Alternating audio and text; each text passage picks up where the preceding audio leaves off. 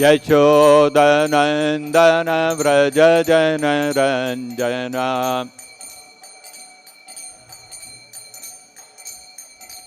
यमुनातीरावनचारी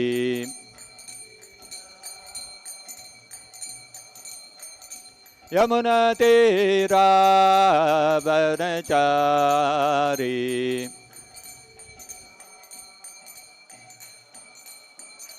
जय राधा माधवा कुंज विहारी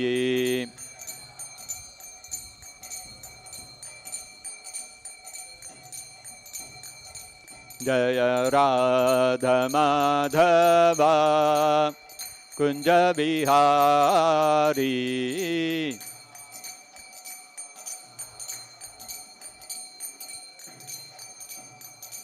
जय कृष्ण रुक्मिणी जय सत्यभामा कृष्ण रुक्मिणी जय सत्यभामा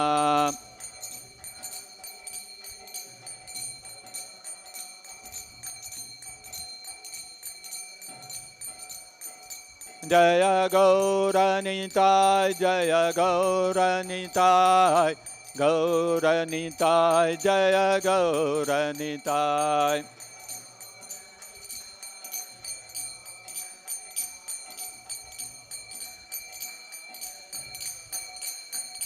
जय जय Prabhupada Prabhupada Prabhupada Prabhupada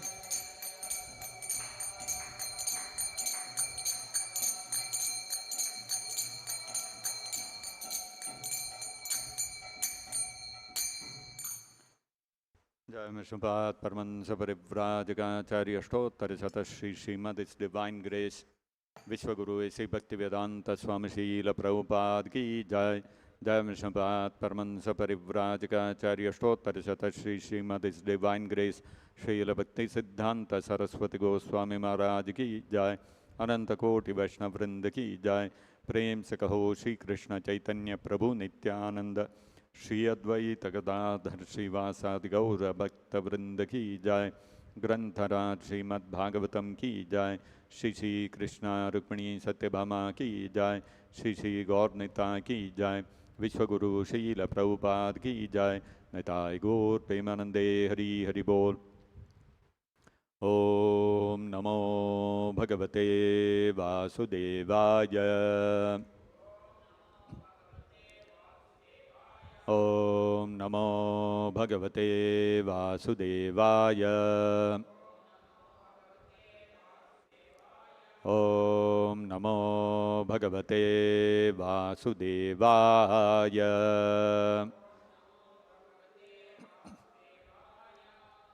Reading from Shrimat Bhagavatam, Canto 3, Chapter 26, verse number 30.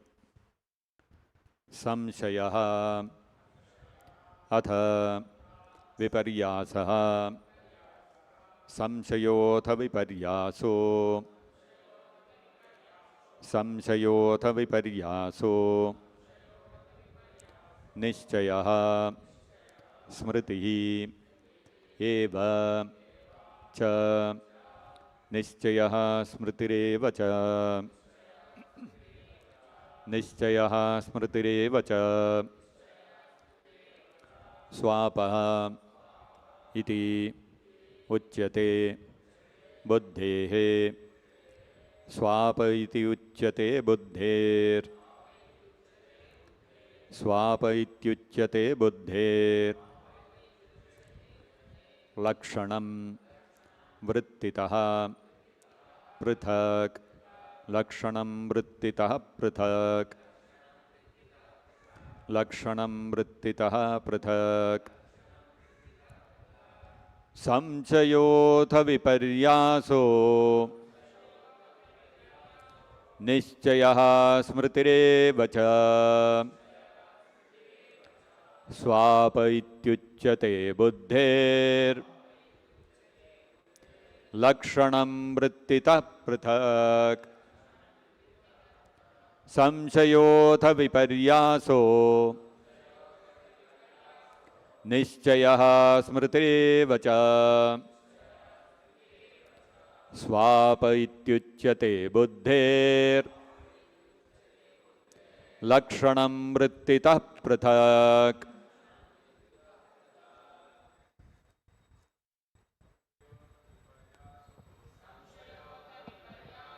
Nishchaya smritirevacha Swapityuchyate buddhir Lakshanam vrittitah prithak. Samshayotha viparyaso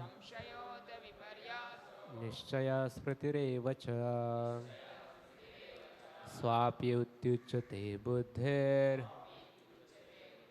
Lakshanam vrittitah prithak. Samshayota viparyaso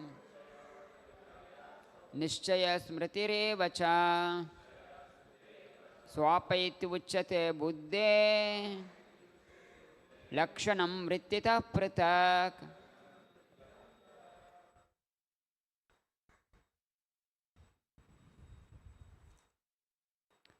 Samshayaha, doubt. Atha, then. Viparyasaha, misapprehension. Nishchayaha, correct apprehension. Smritihi, memory. Eva, also. Cha, and. Swapaha, sleep. Iti, thus. Uchyate, are said. Buddhehe, of intelligence. Lakshanam, characteristics. Vrittitaha, by their functions. Prithak, different. Translation and purport by His Divine Grace Srila Prabhupada. Translation: doubt, misapprehension, correct apprehension, memory and sleep, as determined by their different functions, are said to be the distinct characteristics of intelligence. Kindly repeat: doubt, misapprehension, correct apprehension, memory and sleep, as determined by their different functions, are said to be the distinct characteristics of intelligence. Purport by Srila Prabhupada. Doubt is one of the important functions of intelligence. Blind acceptance of something does not give evidence of intelligence. Therefore, the word samshaya is very important. In order to cultivate intelligence, one should be doubtful in the beginning. But doubting is not very favorable when information is received from the proper source. In Bhagavad Gita, the Lord says that doubting the words of the authority is the cause of destruction. As described in the Patanjali Yoga system, Pramana Viparyaya Vikalpa Nidra Smrityaha. By intelligence only, one can understand things as they are. By intelligence only, one can understand whether or not he is the body. The study to determine whether one's identity is spiritual or material begins in doubt. When one is able to analyze his actual position, the false identification with the body is detected. This is viparyasa. When false identification is detected, the real identification can be understood. Real understanding is described here as nishchayaha, or proved experimental knowledge. This experimental knowledge can be achieved when one has understood the false knowledge. By experimental or proved knowledge, one can understand that he is not the body, but spirit soul. Smriti means memory, and swapa means sleep. Sleep is also necessary to keep the intelligence in working order. If there is no sleep, the brain cannot work nicely. In Bhagavad Gita, it is especially mentioned that persons who regulate eating, sleeping, and other necessities of the body in the proper proportion become very successful in the yoga process. These are some of the aspects of the analytical study of intelligence as described in both the Patanjali Yoga system and the Sankhya philosophy system of Kapila Deva in Shrimat Bhagavatam. Thus ends the Bhaktivedanta purport. Om Ajnanatimirandhasya Jnananjanashalakaya Chakshurunmilitam Yena Tasmai Shri Gurave Namaha. Namo Vishnupadaya Krishna Presthaya Bhutale Shrimate Bhaktivedanta Swaminiti Namine. Namaste Saraswate Deve Gauravani Pracharine Nirvishesha Shunyavadi Paschatya Deshatarine Jaya Shri Krishna Chaitanya Prabhu Nityananda Shri Advaita Gadadhara Shri Vasadi Gaura Bhakta Vrinda Hare Krishna Krishna Krishna Hare Hare Hare Rama Rama Rama Hare Hare Mokam karoti vachalam pangum langhayate girim yat kripatamaham vande Shri Gurum Deenataranam. Couple of days back, there was a big political rally in Madurai. And this rally was being held by a newcomer politician. This person was a film actor, and now he has jumped into politics and he has formed his own. And he wants to contest in the Tamil Nadu elections, which are going to come the next year in 2026. And so he started his campaigning, holding rallies, and he held this rally in Madurai, where there was a huge turnout, maybe a lakh of people or more. So the media, because generally any politician you see, like the Prime Minister Narendra Modi is also going to different places. He is also addressing people. Thousands of people attend his rallies also. But 2% entrant. So the media went around asking the people, from where you have come, why have you come, and things like that. Generally, these political rallies, what happens is many times, people say like that the party people go and pay people to come and attend the rally. Their leader is coming, numbers have to be shown. But the media were saying, after interviewing the different people who had come there, none of them had been brought by paying money. They came on their own. And one of the people they were interviewing, he is saying, I am a person who has been a staunch supporter of XYZ party. But in this rally, because this man, he is not a regular politician. He has jumped into politics. So we hope, we believe that he will not be corrupt, and he is making a lot of promises, and he will keep his promise. So we want to give him a chance. So we have come. And somebody else is saying, my daughter, she's a great fan of this actor, and she was pestering me since morning that this rally is there. Come, let us go and see him. Come, let us go and see him. So I came. So like that also people have come. But many people are expressing hope that this man is a new entrant. He is not a regular politician. So he will not be corrupt. He will keep his promises. He doesn't have personal agenda and stuff like that. So there is one built. So we'll come to know in the upcoming elections what will be the result of all this rally turnout. Rally turnouts, whether they really transform into votes is a different question. So time will tell what exactly is the thing. Anyway, coming to today's verse of the Shrimat Bhagavatam, it is talking about the characteristics of intelligence. 5 characteristics of intelligence are brought out here. Samshaya, Viparyasa, Nishchaya, Smriti, Swapa. Doubt, misapprehension, correct apprehension, memory, and sleep. Which reminds me, during my student days, I used to observe that in the classrooms, there are three categories of students. Maybe it's true even today. So there is the first class of students who will occupy the first 2-3 benches in the classroom. And then there is the second set of students who sit in the middle rows.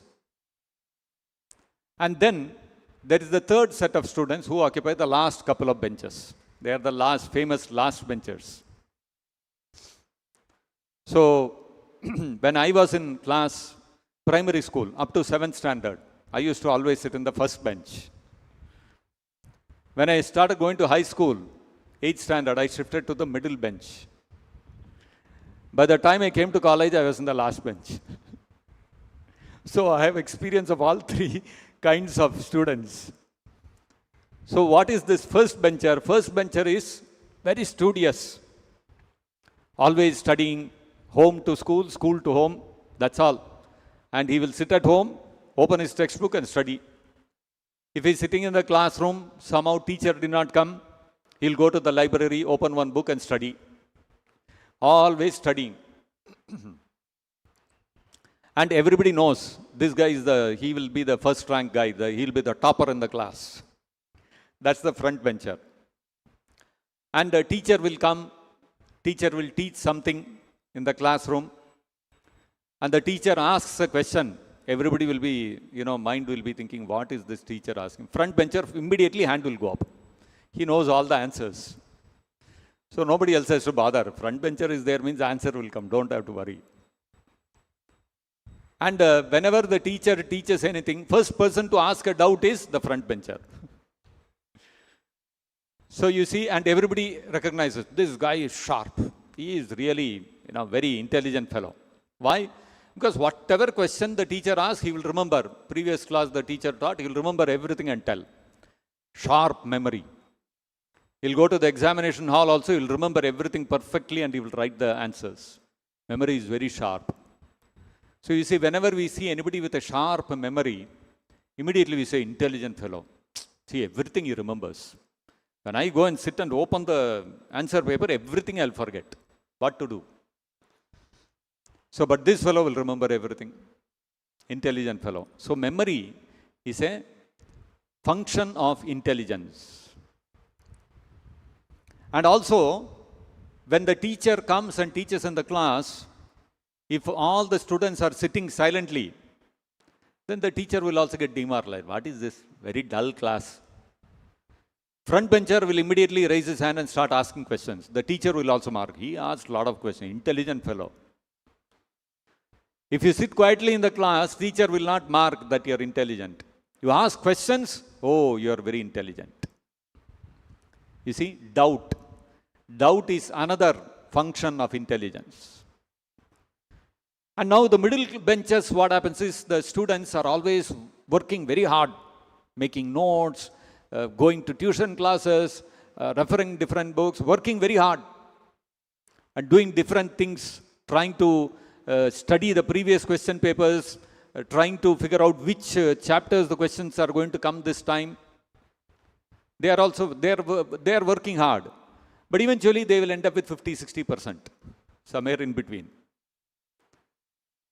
Then the last bencher, whole year he will go around, he will bunk classes, he will put proxy vote or proxy attendance, all those kind of things. And then last minute when the exam is just 1 week away, he will start working hard. What he will do? He will start working hard. Where can I get a leaked question paper? Somehow he will get one question paper in his hand. Then he will go to the front bencher and ask him, give me all the answers. He will mug up all that. And if he goes to the exam hall and if he is fortunate, same question paper comes, he will pass with flying colors. I remember when I was in the first year of engineering, the physics exam was due. So a couple of these guys came to me saying, hey, we got a question paper. So please solve this for us. I said, okay, solve karke diya. Where it is going to come, I thought, and solved everything and gave.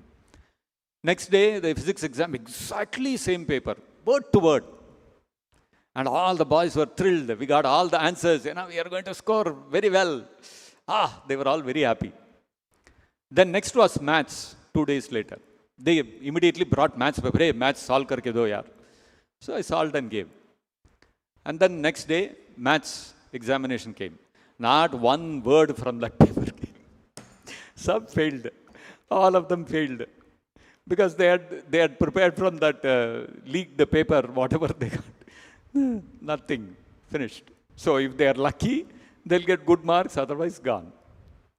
Otherwise what they will do, they will sit and do night out. Whole night they will see last 5 years which chapters the questions have come. Oh, this year those chapters are not going to come. Something else is going to come. They'll prepare only those chapters, go and sit in the examination hall. Again, if they are lucky, if those questions come, they'll be able to pass. But the problem with doing night outs is another risk is there.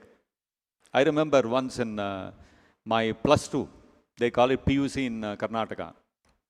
So physics, maths, biology, Sanskrit, English, not a problem. Sri Krishna, Rukmani, Satyabhama ki jai. So I was confident. Okay, no problem. I prepared well. Chemistry was a little, difficult for me. So I was a little tensed up. What to do? I'd studied, but I was not confident. So I thought better I spend a little time and, prepare extra. So whole night I was sitting and revising. Already studied, but again, confidence is not there. So revising once again. Night it became 11, 12, midnight it became by the time I slept.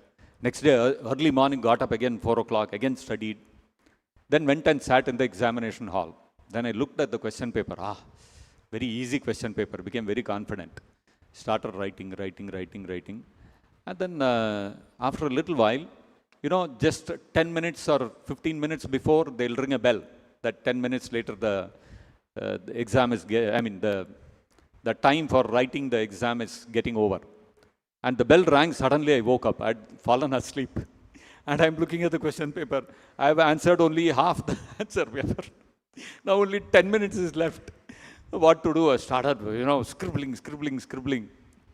Struggled. Although I knew the answers, I had actually practically slept off in the examination hall. Why? Because previous night I have not taken rest. So you see, swapa, sleep is a function of intelligence.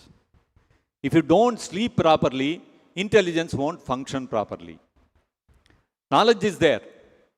Question paper, chemistry, knowledge is there. Read everything, easy paper, confident that I will answer. But intelligence shut down.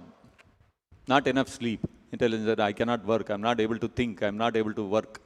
Go to sleep. Need rest. It happens to all of us, no? Janmashtami, we work the whole night. And then midnight also we are up. Next day morning again we come back. Mangalarti. And then Prabhupada Vyas Puja. By the end of it, our brains will be frozen. Cannot think. Right? So what do we say? My brain has stopped functioning. I want to go and sleep. Actually, what is happening?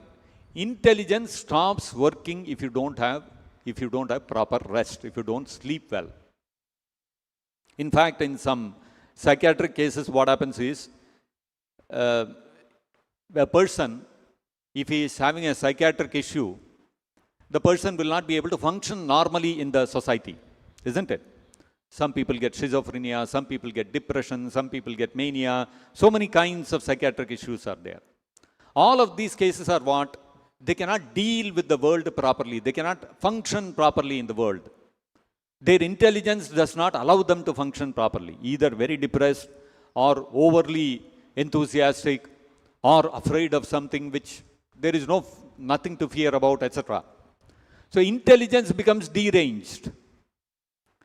And when you take such a person to a psychiatrist, first thing they will ask is, how is sleep? Because if the sleep is disturbed, intelligence will get deranged. And if the person is psychiatric, he's too much of intensely, he's totally disconnected and he's blabbering something, doing something, first thing the doctor will sedate him, put him to sleep. Why? Because sleep, if he gets, intelligence will calm down. Intelligence will start functioning normally. So you see, if the sleep is not okay, intelligence can get deranged or it will get shut down. You will not be able to function. You will not be able to think. You will not be able to take decisions. You will not be able to give directions. So therefore, swapa, this sleep is a function of intelligence. Therefore, if we have to understand, if you have to read Prabhupada's books and understand properly, our intelligence must be functioning properly. And if intelligence has to function properly, you should have taken proper rest. That is why Krishna tells in the Bhagavad Gita, yuktahara viharasya. A yogi takes sufficient rest. He gives enough rest to his intelligence so that he will be able to think intelligently about spiritual life. This is essential. Krishna says, one who sleeps too less, his intelligence won't function properly. He won't be able to understand spiritual subject matter. Sufficient rest is also essential to keep our intelligence in proper working order so that we can understand spiritual subject matter. Because spiritual subject matter is not very easy to comprehend and to be able to understand. You need really sharp intelligence. Your intelligence has to be working at its peak to be able to capture, to be able to understand spiritual philosophy. Philosophy is like that. Philosophy is one of the most intellectual branches of knowledge. So, samshayo atha viparyaso nischayah smritirevacha swapa ityuchyate buddher lakshanam vrittitah prathak. These are the functions of intelligence. Another function of intelligence is samshaya, doubting. So in English they say doubting Thomas. Everything, there is a question for everything. So if somebody has, like I gave the example, if there is a student in the class always asking questions, the teacher will mark, yes, this student is really, he's very intelligent, asks all kinds of questions. Now the teacher, duty of the teacher is to give responses, to give replies, to answer the queries. Now if the student becomes over-intelligent and he starts doubting the teacher, teacher is telling this answer, but who knows whether what the teacher is telling is right or wrong. And suppose the student tells in the class also, teacher, you are giving this answer, but who knows whether what you are telling is correct or wrong. What will happen? Teacher will say, get out. Why are you sitting in my class then? Get out of the class. No. So you see, doubting is good, is a sign of intelligence. But there is a line also, beyond which you cannot doubt. That is why Krishna says in the Bhagavad Gita, in the 9th chapter, Shraddhavan labate jnanam, tatparaha samyatendriyaha, jnanam labdva param shantim achirena adhigacchati. Krishna says, labate jnanam. How can we get knowledge, jnana? Shraddhavan labate jnanam. Krishna says only a person who is having faith can acquire knowledge. Which is true, isn't it? Even in the material world. The student who is very intelligent asks doubts in the class. But he has to have faith in the teacher. Only then he will get knowledge. If he starts doubting the teacher, what will happen? Teacher will say, get out of the class. Don't be in the class. No more knowledge. So, you can have doubts. But you cannot doubt the source from which you are getting the knowledge. So, Shraddhavan labate jnanam. Therefore, Krishna told in the 4th chapter of the Bhagavad Gita, Tadviddi pranipatena pariprasnena seveya upadekshintite jnanam jnaninas tattvadarshinaha. Krishna said, you have to tadviddi, you have to approach a person who is in knowledge.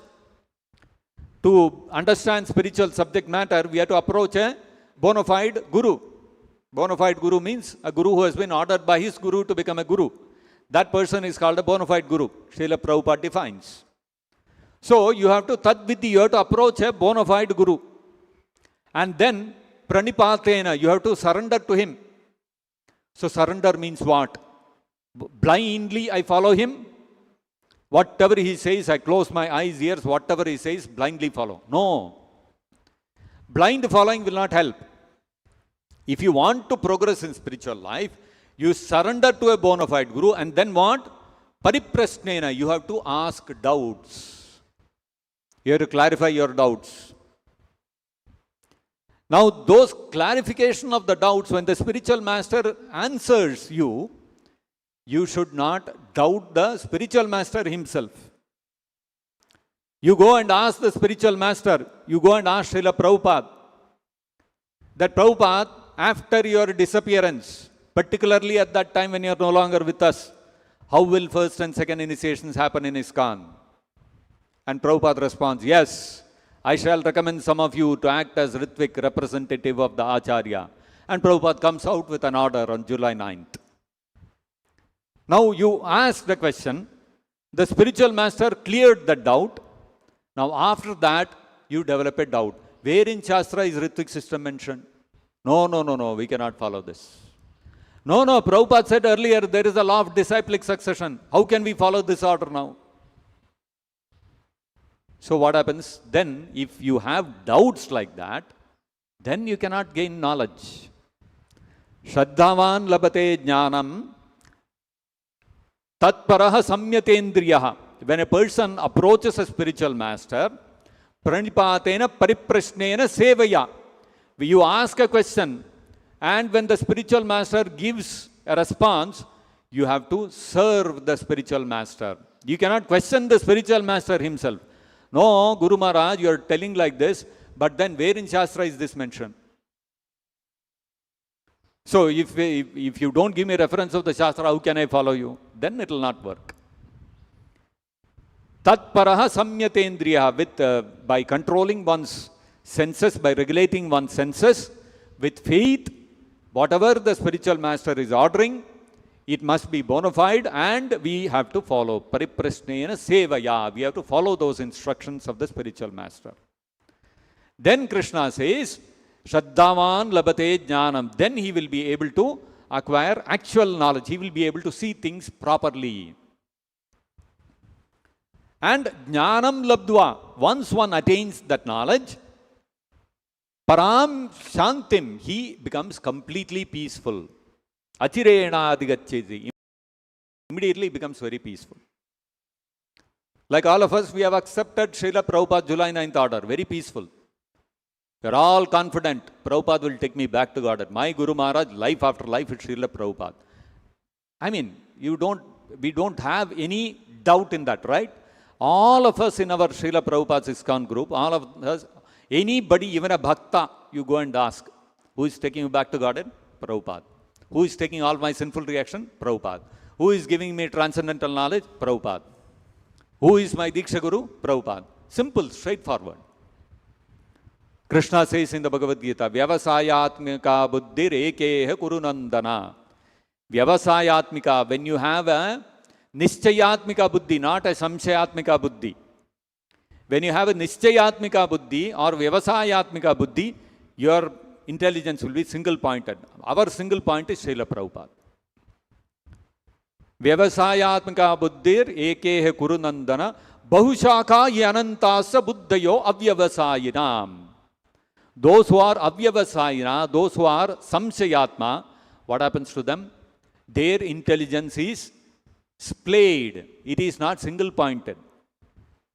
So therefore, in the other camp, you can go and ask them, who is your deliverer? Don't know.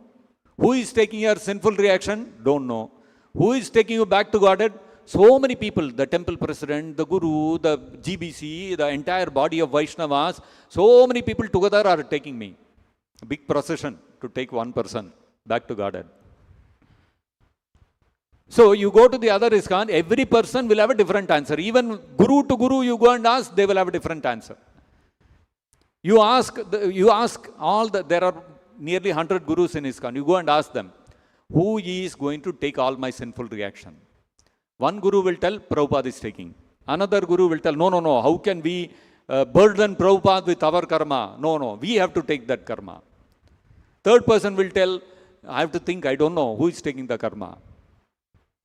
Each person will have his own version. Bahushaka yanantasa buddhayo avyavasayinam. And therefore, Krishna says that ajnascha ashradhanascha samsayatma vinashyati. If a person is samsayatma, then vinashyati, he will get destroyed. His spiritual life, he will not be able to go back to the spiritual world. He will get stuck to the material world. So, samsayatma, one hand Krishna is saying pranipatena pariprasnena. You have to ask question, doubt. And same hand Krishna is saying samsayatma vinashyati. A doubting person will never be able to progress spiritually. That also Krishna is saying. So we have to understand, doubt should be to the point of receiving instruction from the bona fide source. Once you receive an instruction from a bona fide source, then you cannot doubt it anymore. I've got this instruction from my Guru Maharaj. Prabhupada has given me the July 9th order. Over. That's it. I have to follow it. That's all. That is called Nischayatma. Otherwise, it is Samshayatma. If you start questioning the very source from which you are getting the response, then Samshayatma Vinashyati. And therefore, what happens when we speak of Prabhupada saying that bona fide Guru means he has to be ordered by his Guru, immediately Samshayatma will ask, where was Prabhupada ordered by his Guru Maharaj? Samshayatma. You start doubting the source of your knowledge, then Vinashyati. Your destruction is guaranteed. You will remain in the material world. You will not be able to go back to the spiritual world. So, Nischayatma, to have Nischaya in the, or firm conviction in the source of knowledge is a very important anga for our bhakti to increase, for our progress in devotional life. That is why Rupa Goswami says in the next of instruction, 6 things help us to progress in bhakti, in devotional service, in spiritual life. What is that? Utsaha nischayat dhairya tat karma pravartanat sangatyagat sato vrittehe shadbir bhakti prasiddhyati. You see, utsaha, enthusiasm is needed. Oh, this is the order from my spiritual master. I must execute it with full enthusiasm and energy. No hesitation, no reservation, no doubting. Prabhupada has ordered, therefore I have to carry it out. Utsahat nischayat. We have to have firm conviction in the order of the spiritual master. Whatever spiritual master has ordered, one has to have firm conviction that that is actually Shastra. If you start searching for Shastric reference, oh, Prabhupada said like this, let me confirm whether it is there in Shastra or not. If I don't get a Shastric reference, oh, no, then I cannot follow. Then you become a Samshayatma, not Nischayatma. Nischaya is very essential. Samshaya with respect to the knowledge is okay, but with respect to the Guru, bona fide Guru, there has to be Nischaya. There cannot be Samshaya there. You cannot have Samshaya in Krishna's words. Krishna is telling in the Bhagavad Gita that Sarva dharman parityajya mamekam sharanam braja. Give up everything else and surrender unto me.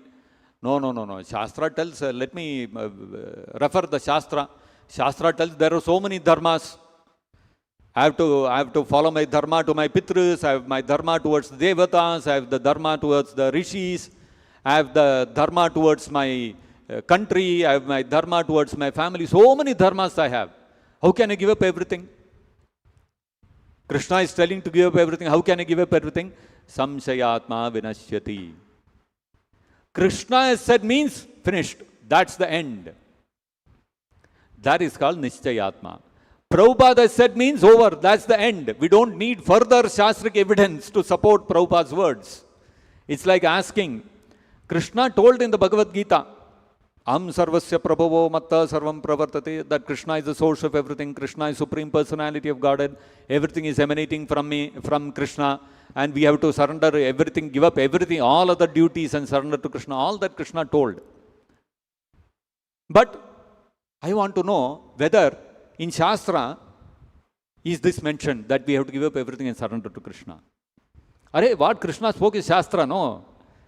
That itself is Shastra. Similarly, Prabhupada is a bona fide representative. He is a representative of Krishna. He is Sakshad Haritvena. So if Prabhupada said something, that is Shastra. This is called Nishchayatma. And without this Nishchaya, what will happen? Bhakti prasiddhyati. Bhakti will not increase. So, Utsaha Nishchayat Dhairyat. And we also have to have patience.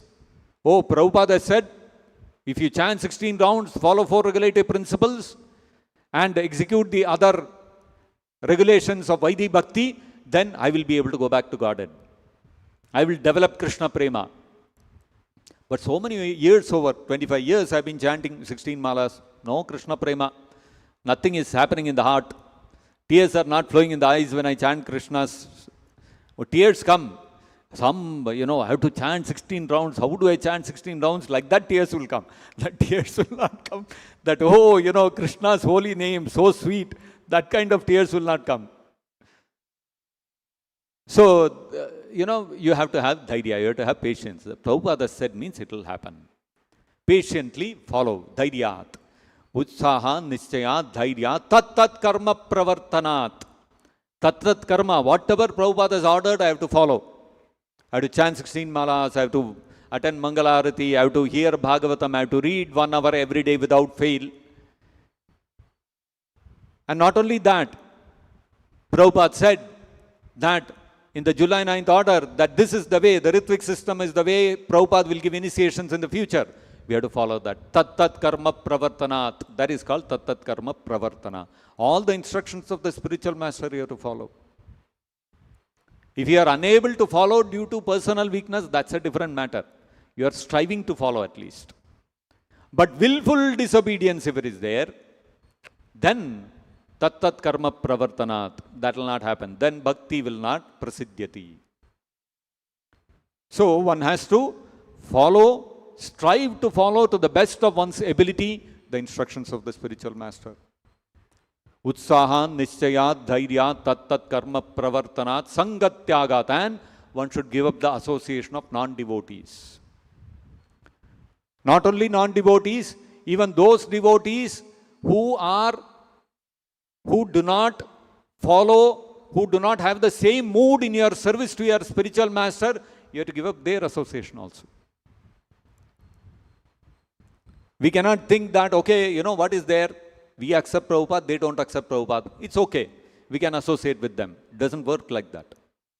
Sangha Tyaga. We have to give up the Sangha of not only materialists, even those who do not have a similar mood in our service to our spiritual master. Sangha Tyaga Sato Vrittehe. And we have to follow in the footsteps of the pure devotees who have shown us. Prabhupada showed by his personal example how to execute Ananya Bhakti, how to execute pure, unalloyed devotional service. We have to follow that. So, fact is that we have to have nischaya in something or the other. Just like this politician, he is conducting a big rally and all the common mass of people are coming and attending. And many of them are having the nischaya, having the conviction, this man will do something different.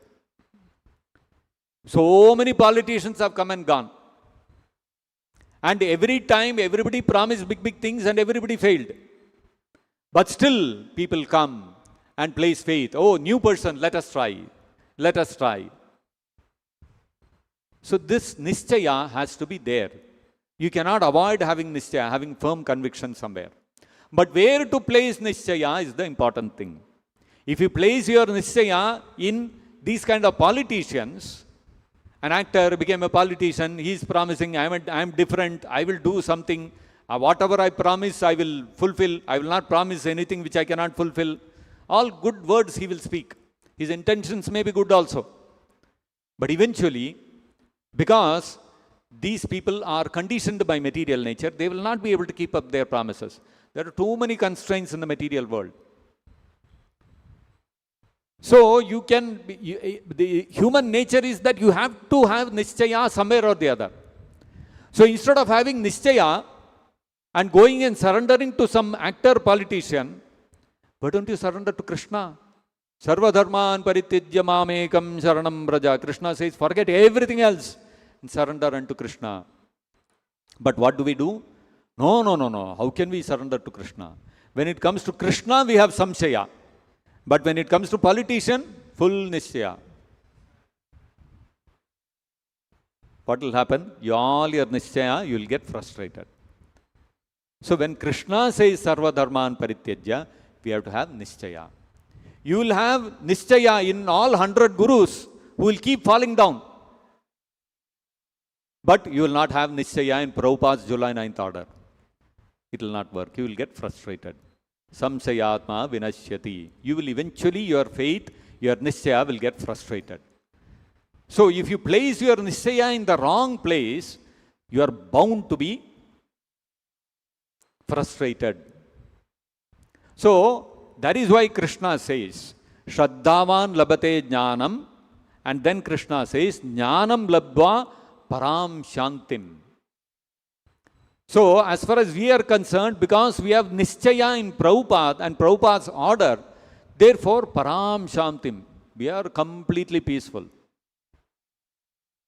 Whereas somebody who has samshaya in Prabhupada, he takes nischaya of some other guru, he is constantly in anxiety, waiting. When will my Guru Maharaj go? When will he die? Because if he dies, then I can be confident he will not fall down. Otherwise, no guarantee when he will fall down. Great anxiety. So if you will always be in ashanti. So if you want param shanti, you have to have nischaya in Prabhupada's words. So intelligence, as it is described here, samshayota viparyaso nischaya smritirevacha swapaityuchyate buddher lakshanam vrittitah prathak. The lakshana, the function of intelligence, somebody is very intelligent means samshaya, doubt has to be there. But nischaya, firm conviction, is also a sign of intelligence, higher intelligence.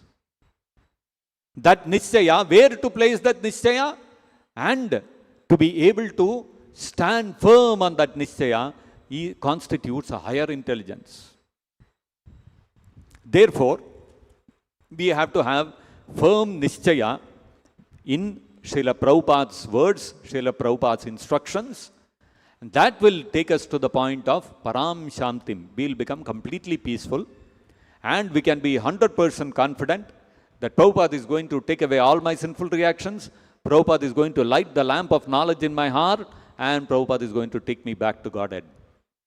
We have full confidence. Otherwise, samshayatma vinashyati. We will never be peaceful. Our intelligence will be splayed. It will be many branched. We will be looking for answers to many questions. We will not be able to have proper understanding. Our intelligence will be seeking, where is the answer for this? Where is the answer for this? Where is the answer for this? If you have faith in Prabhupada's words, only one answer, Prabhupada, over. You don't have to worry about anything else. Who is taking you back to Godhead? Who is the bona fide spiritual master? Is Prabhupada bona fide spiritual master? Is he ordered by his spiritual master? Is Prabhupada going to take us back to Godhead? Is Prabhupada going to take all our sinful reactions? Is Prabhupada going to give us Krishna Prema? Is Prabhupada going to take us to Goloka Vrindavan? You have complete confidence that only one answer for all this. Yes, Prabhupada is going to do all this for us. Whereas, if you are samshayatma, if you start doubting Prabhupada himself, then bahushaka yanantasya. You will keep searching for answers. You will not be able to get the right answer. So therefore, we have to have nischaya. We have to have strong conviction in the bona fide source, the authoritative source, which is the bona fide Guru, Srila Prabhupada and Krishna. Their words we should have nischaya. Everything else you can have samshaya. You can have doubt. That is a sign of intelligence. We don't blindly accept. Blind acceptance is not a sign of intelligence. At the same time, when it comes to believing the source of the knowledge, when the source is bona fide, when it comes to Krishna and Srila Prabhupada, no more doubting. There we have to have nischaya. So then bhakti prasiddhyati, our devotion to Krishna will increase, it will get enhanced. So these are some of the things we can understand about the functions of intelligence, and it is quite interesting how the Shrimat Bhagavatam is differentiating between the different components of the subtle body, functions of false ego, functions of mind, functions of intelligence, very clearly being given.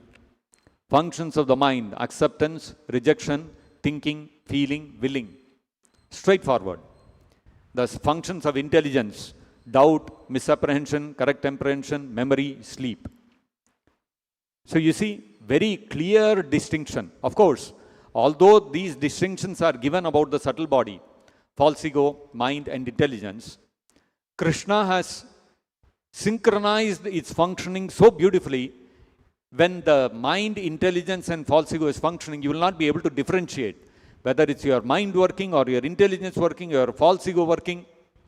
It works in unison. As a single unit, it works. Just like you take a car. In a car, the engine has many millions of components. But when you sit inside the car, switch on the ignition and press the accelerator, the car smoothly moves forward. You cannot differentiate the function of the tire, how the tire is functioning, how the axle is functioning, how the piston cylinder mechanism is working within the engine, how the fuel pump is working, how the battery is working. You cannot differentiate, right? You get a one single motion forward. So similarly, the subtle body consisting of mind, intelligence and false ego, it is working so smoothly, you cannot, while it is functioning, you cannot differentiate the differences between the mind, intelligence and false ego. But when you hear from the Shrimat Bhagavatam, an authoritative source, then we can understand their functioning. So we can have samshaya. What is the difference between the mind, intelligence and false ego? That samshaya you can have. Tad vidhi pranipatena pariprashnena. And when the Bhagavatam says that these are the functions of intelligence, we accept it. We don't have samshaya. Bhagavatam is telling like this, but who knows whether it is true? Then you are finished. So where to have samshaya, where to have nischaya? Bhagavatam is an authorized source, so we have nischaya. If Bhagavatam is saying these are the 5 functions of intelligence, we have full confidence that yes, these are the 5 functions of intelligence. So this is how we have to approach transcendental knowledge in order to be able to progress in spiritual life. So I'll stop here. If anybody has any question or comment, we can discuss. Yes, Vedatma Prabhu. Hare Krishna Prabhu. Hare Krishna. In Krishna Bhagavad Gita, Krishna says, Matta smritir jnanam apohanam cha. Yes. So this is a function of intelligence Krishna is referring. Remember? Not entirely, because smriti is a function of intelligence. And Krishna says that from him comes memory, knowledge and forgetfulness. Ultimately, everything is coming from Krishna. But these specific functions of intelligence, you can, of memory and forgetfulness, you can actually sense, you can actually understand, you can actually comprehend when you look at your remembrance and forgetfulness, that actually it is not coming from you.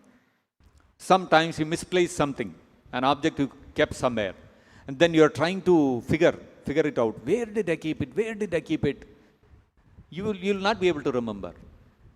So, although memory is yours, that means intelligence is yours, you are trying to remember, you are not able to remember. That means it's not in your control. You have forgotten. Nobody wants to forget, but he forgets. And then you will search, then you'll say, somewhere lost it, what to do now? Let me go and get a duplicate key. Suddenly you'll remember, oh no, it is there. And you'll go and check, it will be there. So when you are trying to remember, it didn't come. That memory didn't come. Then when you gave up, suddenly it came out of nowhere. So this is very quickly you can understand how remembrance and forgetfulness are not in your control. It is coming from somewhere else. Although it is a function of your own intelligence. When we take an IQ test, you will say, I am very intelligent. This is my intelligence. I got this IQ score. But when it comes to memory, no control over your memory. So you can understand that actually intelligence doesn't belong to me. It belongs to Krishna. It is coming from there. So we can understand Paramatma's functioning very easily by studying the Smriti and Apohana. You understand? So that way, yes, everything is coming from Krishna. But then specifically, these two things, forgetfulness and remembrance, is controlled specifically by the Paramatma. According to our karma, whatever needs we need to remember, Paramatma will remind us. And what we need to forget, Paramatma will give that forgetfulness. That also what happens is, the primary remembrance and forgetfulness. The primary forgetfulness of our relationship with Krishna and remembering that lost relationship with Krishna. That specifically comes from the Paramatma when we engage in devotional service to Krishna. So, that remembrance and forgetfulness of our relationship with Krishna is given by Krishna according to our own desire. I want to enjoy independent of Krishna. Krishna says, okay, forget me. And when we turn towards Krishna, no, I want to come back, then Krishna will give us remembrance. What will happen? Some difficulty will come. We will remember Krishna's instruction in the Bhagavad Gita. Some danger will come. We will remember Krishna's holy name. Death comes. We will be able to remember Krishna's holy name. All this comes from, this remembrance comes from Krishna directly. You understand? So that's how we have to understand different aspects of that particular explanation or statement by Krishna. Hare Krishna, one more question, Prabhu. Yes.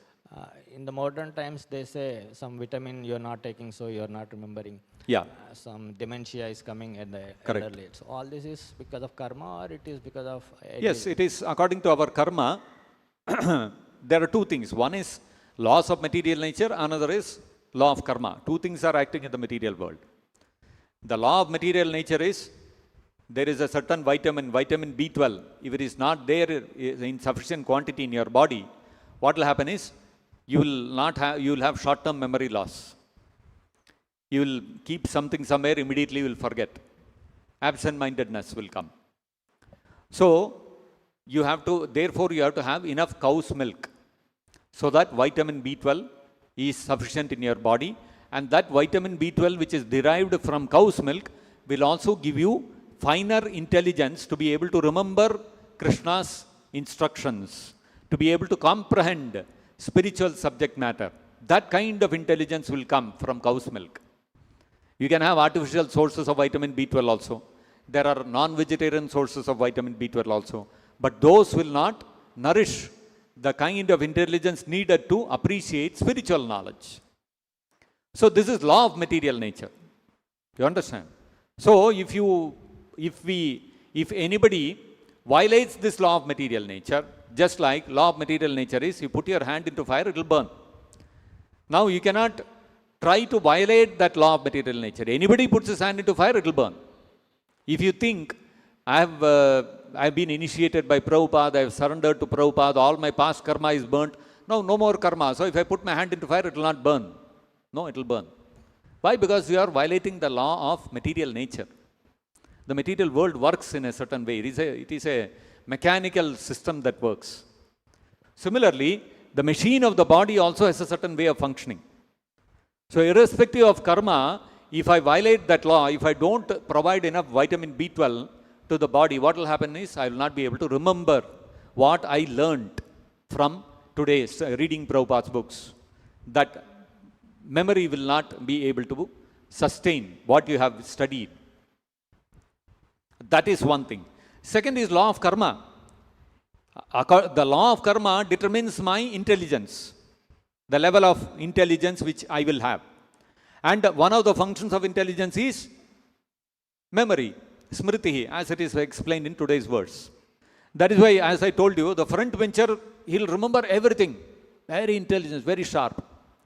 The guy in the middle bench worked hard whole year, mugged. When he goes sits in the exam hall, opens the exam paper, forgets. His karma doesn't allow him to remember. So, our remembering and forgetting, when you are saying about dementia and these kind of things, law of karma is acting. To the quantum of intelligence I will have, and how many days I can use that intelligence is also determined by karma. Therefore, when you get Alzheimer's, when you get dementia, Alzheimer's, the person will forget everything. Who he is, like it is said that Ronald Reagan in the US was a 2-time president of the United States. In his old age, because of Alzheimer's, I think, he forgot he was the president of America at one point of time. Forgot. Memory gone. That means intelligence is gone. And I also gave the example of psychiatric patients. Their intelligence becomes deranged. They cannot remember what to do, what not to do, what to speak, what not to speak, how to function. Everything, it will go out of their this one. They will not be able to function properly. Intelligence is malfunctioning. Because karma is like that. So both the law of karma and the laws of material nature, both of them will determine the amount of memory that we have. So B12, dementia, all these things will fall into one of these two categories. Is that okay? Yes, please. Shamakrupa Prabhu. Hare Krishna, Prabhu. Hare Krishna. Prabhu, recently I was speaking to one boy regarding the guru issue, Prabhu. So I was telling that Prabhupada has not authorized anybody to be the next Acharya. Yes. If he would have authorized, we would have accepted. Yeah. Then the question came, he asked me who authorized Prabhupada in that way. Then I told you, then you are not fit to be a Prabhupada disciple because you are questioning Guru. Then the next question came, similarly in the closed doors, Prabhupada has told some ex-Maharaj, you are a Brahmana by birth, you can initiate, you can start accepting disciples. All these questions came. And then that boy said, when it comes to Prabhupada, then we say Prabhupada has institutionalized, he has written everything, all the documents have come. So he has not any authorized in a document form like that. Yeah. Then he was telling, so when Prabhupada, you are accepting, but when this current guru issue is coming, then you want a document like that. Correct. So how do convincingly It's a very simple thing. See, first of all,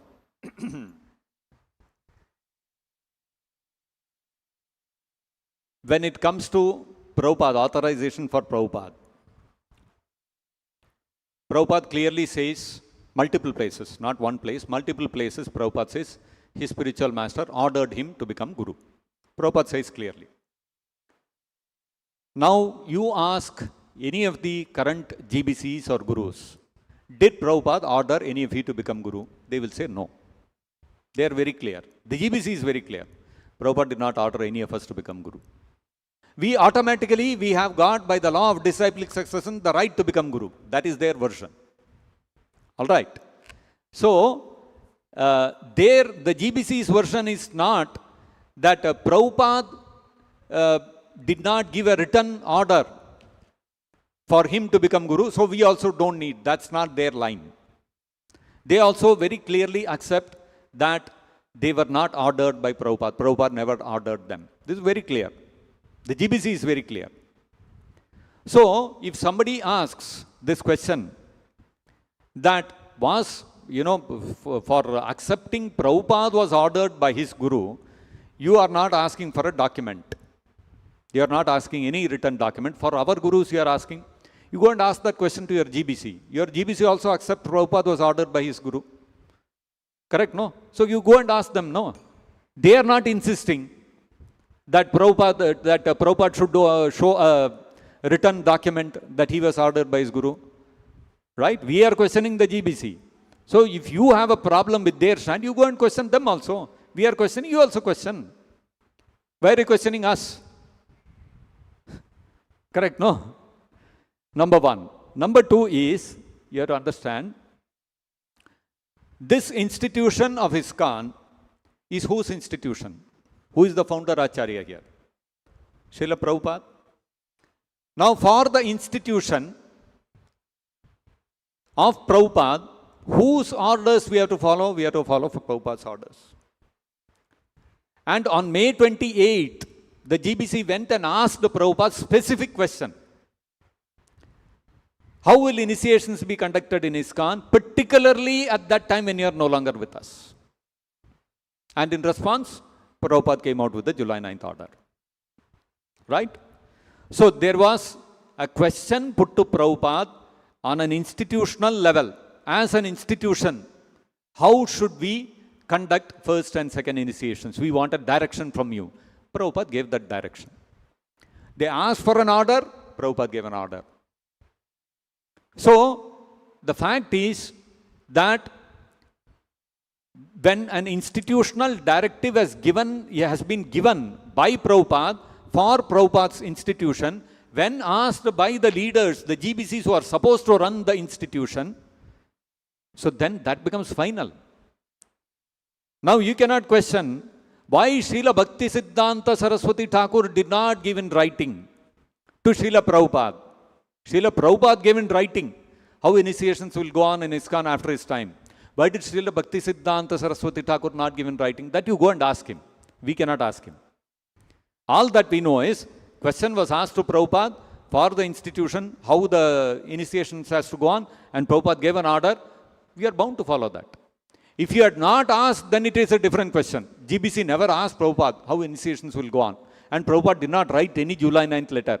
Then okay, you can surmise, you can have all kinds of philosophies. But you went and asked. You went and asked, and Prabhupada gave an order. Then you went and asked, and Prabhupada gave an order, and when it came to following that order, you are questioning where Prabhupada is giving us an order, why Prabhupada did not show an order for himself? It's like saying that Prabhupada did not get a written order from his Guru Maharaj, ordering him to become Guru. So how can he give a written order for a Ritvik system? Does it make any sense? It is illogical. So this kind of question is, first of all, offensive, and number two, it has no logic or reasoning behind it. Questioning, when you do, you have to have certain, at least some logic and reasoning has to be there, no? You understand? So now, Prabhupada being ordered by his spiritual master, Prabhupada says very clearly that my Guru Maharaj ordered me. Now, that order, when and how it came, we may not know. Prabhupada said, don't ask, curiosity within your limits and all those kind of things, right? So, now we cannot ask a question to Prabhupada that you are giving an order in writing for how initiations has to go on after you. That you cannot give because you have not got a written order. You cannot take that line of argument, no? You understand? So, so we have to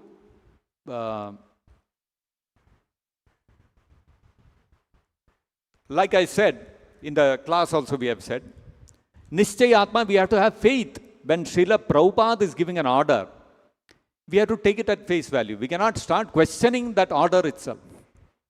Then you become Samshayatma Vinashyati. You understand? And another thing is that every Acharya has his particular way of ordering who is going to become the next Acharya. That is the prerogative of that Acharya. Srila Bhakti Siddhanta Saraswati Thakur, he had a particular way of appointing the next Acharya. It is his prerogative. It is his choice. He did not give it in writing. He chose not to give it in writing. He chose to tell it privately to Prabhupada. What you and I can do about it? And Prabhupada saw that no one is eligible, qualified to be Acharya, to be qualified to be Guru. So he wrote, I will continue to be the Guru. And Prabhupada says that one becomes a spiritual master when he is authorized and empowered by Krishna and his spiritual master. Chaitanya Charitamrita, 10th chapter, Madhya Leela, Prabhupada says this. So, if Prabhupada is chosen not to appoint a next Guru or Acharya, that is because order from Krishna himself has not come.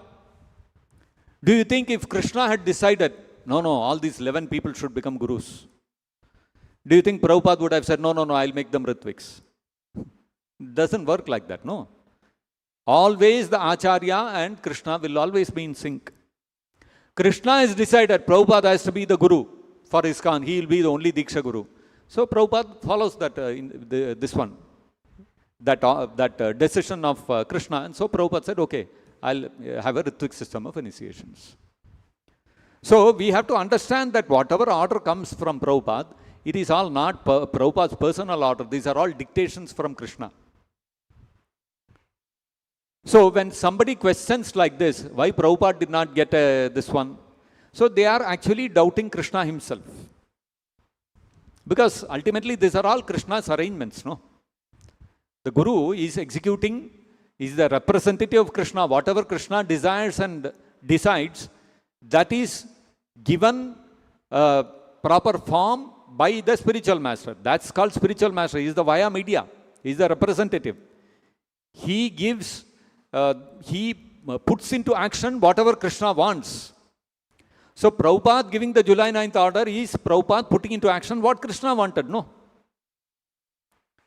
So in multiple ways when you look at this, these kind of questions don't hold water. So if you are saying, if you are questioning that where Prabhupada got an order from his spiritual master, why he got in private and he might have given in private to others, even if Prabhupada gave some order to one or two devotees in private that you become Guru, ultimately in the institution of ISKCON, what did Prabhupada say? So for the July 9th order is an institutional directive. He said direction for the entire institution. This is the way the institution has to function. In the institution of ISKCON, this is the way initiations will be conducted. Who is going to be the Diksha Guru? All these things are given in the July 9th order. So we cannot compare an institutional directive with individual, private directions given to someone. So if somebody has got an order like that, if somebody claims, none of the Gurus claim that Prabhupada has privately ordered them. If anybody says like that, immediately the GBC will suspend them. So, because none of them have got that order. If one person claims, then he becomes special, no. Then everybody will go and take initiation from him. They will not come to him. Their whole Guru business shop will get shut. So they will not allow anybody to claim like that. So none of the Gurus claim in that, like that they got privately ordered by Prabhupada. Nobody claims. So what is the argument you are trying to make? Prabhupada could have privately told someone, GBC is not claiming, who are you to claim? Then you go and fight with the GBC. You are GBC. The GBC is the person who is ordering all the people to become Gurus, no? So you go and fight with your GBC. No, you cannot do that. Prabhupada, whomever Prabhupada privately ordered, let them become Guru. You go and fight, no? Why you are fighting with us? We never told that, Prabhupada privately ordered somebody. You are telling, you go and fight with your GBC. Why are you fighting with us? Simple and straightforward. You understand? So multiple ways you look at it, these arguments have no meaning. That's all we can say. If you have faith in Prabhupada's words, you follow. Right? If you don't have faith, if you are doubting Prabhupada himself, then you don't be in this institution, because this institution is Prabhupada's institution. If you are doubting Prabhupada, then you are doubting the whole Guru Parampara. Go to some other Sampradaya. Why are you here? A person in some other Sampradaya questions, we can understand. Okay. You are from another Sampradaya, you are questioning the authority, whether Prabhupada is really authorized or not, understandable. You are sitting inside ISKCON and questioning Prabhupada. What is the meaning? Doesn't make sense, no. once, Vrindavan, we had all gone to Vrindavan. And this was in 2001 or 2 or something like that, 25 years back. So we had gone during Kartik Maas, a group of 5-6 devotees. We had all gone. We had gone during Kartik Maas and we had gone to Vrindavan. And there was this Govardhan Puja festival. So we attended the Govardhan Puja festival. Then we went to Krishna Balaram temple, attended Govardhan Puja festival. Then we all sat down for prasadam. And Vyampad Prabhu was also there. So, next to him, another devotee came and sat. Some other devotee, some other temple. I don't know which temple, who he is and all that. One wearing tilak, shaved head, dhoti kurta and all that. And he is sitting, Vyampad Prabhu is sitting, and next to him I am sitting. So I am hearing what is going on. So something conversation started between the two of them, these two devotees, Vyampad Prabhu and the other devotee. And discussion happened. Then this devotee made a statement. I don't think Prabhupada is a pure devotee. So Vyampad Prabhu looked at him. Prabhupada is not pure devotee. For eating and sleeping, you want to come to ISKCON and Prabhupada. And Prabhupada is not a pure devotee. That devotee took up his plate, got up and silently left. People who question Prabhupada, you can only give such answers. You want to question Prabhupada, whether Prabhupada was ordered by his spiritual master, but for eating prasadam, for shelter, you want Prabhupada, but you want to question Prabhupada itself. Then why are you here? No. Go wherever you want. The whole world is there. Go wherever you want. Brahmanda, Bhuana, Loka, universe, so many planets are there. Go, whichever species you want, you go. Why you want to question Prabhupada? Simple. All right. Okay, we'll stop here. ग्रंथराज Shrimad Bhagavatam की जय, विश्वगुरु श्रील प्रभुपाद की जय, निताय गौर प्रेमानंदे हरि हरि बोल।